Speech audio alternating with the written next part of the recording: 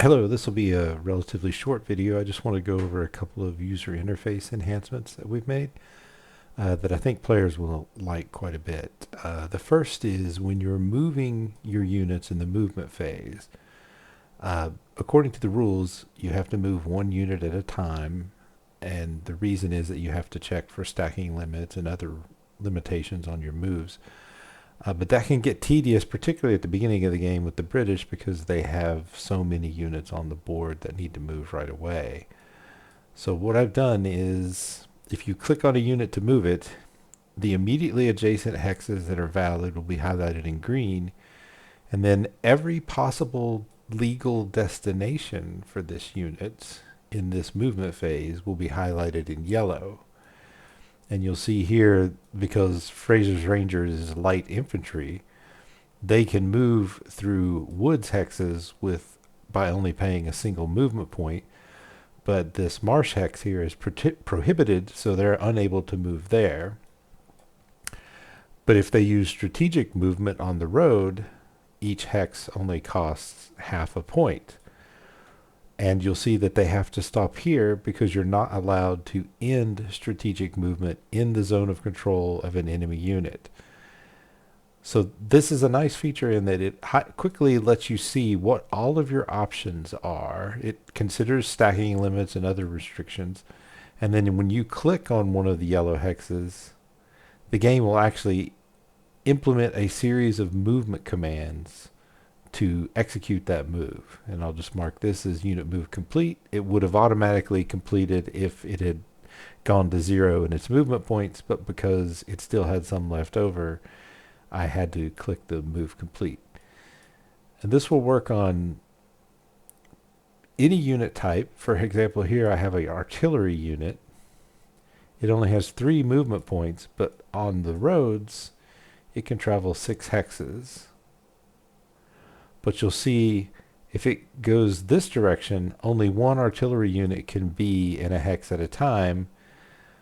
So Perch will be blocked by Spangenberg, even though he could potentially move that far. Now if I deselect Perch and then select Spangenberg and move him first,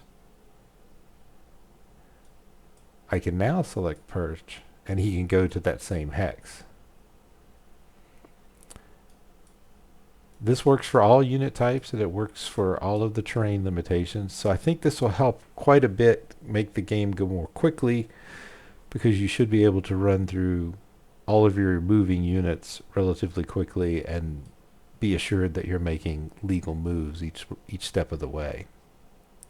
If anyone has any comments on the user interface or improvements they'd like to suggest, please let me know.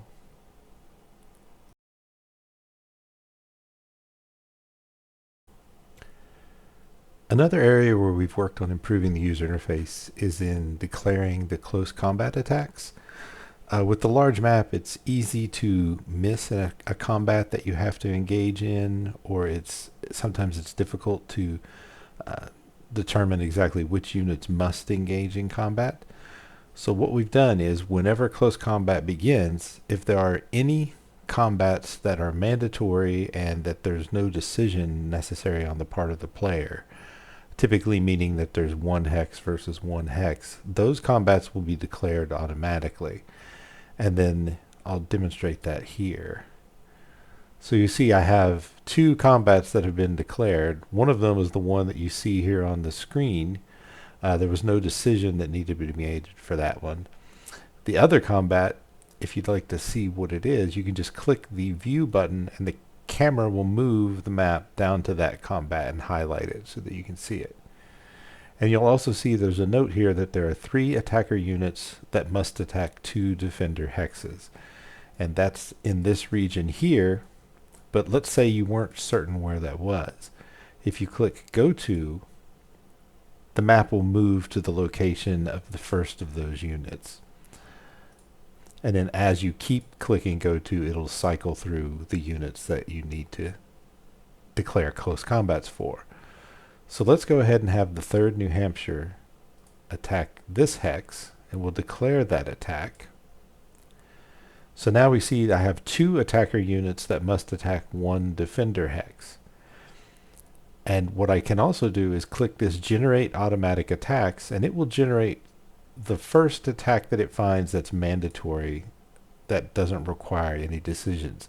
And because I had chosen the opponent for the 3rd New Hampshire, this now became an easy combat to declare. There was no decision on the part of the player that needed to be made.